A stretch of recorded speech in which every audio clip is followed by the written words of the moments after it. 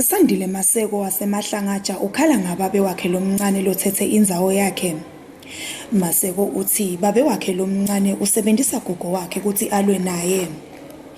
Leli jaha leli likhala ngekuthi lokhu buhlungu ukuthi kusolakala ukuthi yena ufuna kubulala gogo wakhe, lokhu ke lokwenda ukuthi noma ngabe yini lengendeka kugogo wakhe usaba ukuthi kutawusolakala yena.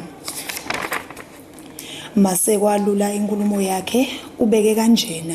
Shona mkhulu wase usuka babe lomncane uthatha gogo uye emaphoyiseni uthi mina ngifuna kumshisela umuti ngoba mina ngifuna ukuphuma ekhaya ngiyocaba umuti nababe. Ngabuda mina nasesenkantolo nga2020 ukuthi ngitamshisela gogo ngimbangisana ngoba mina ngiphumile nginewami umuti. Yini ngase ngimbangisa yona gogo. Yathi wakhanya kusenkantolo sina gogo asikaze sacabana. Yathi inkantolo yasehlukane yanginika le court order nema clauses lesibili nje clause ithi kufanele ngikhweshe gogo 500 meters away. So then nyalo lekhala lilapha khashane mangiphuma lapha ekhaya lavile labakhashane vile ngoba ngibalekisela ukuthi bangangibelile lethi ngokuthi mina lamaqanza.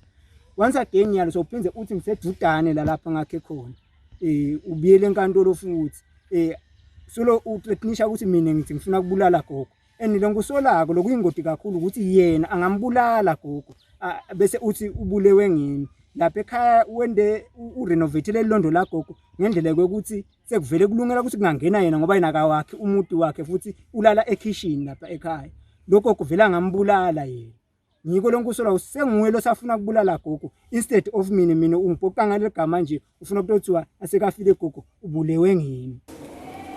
Ngingunondo bekothabeze nginanonhlanhla thwala etindzabeni te channel yemaswati siseMahlangatja.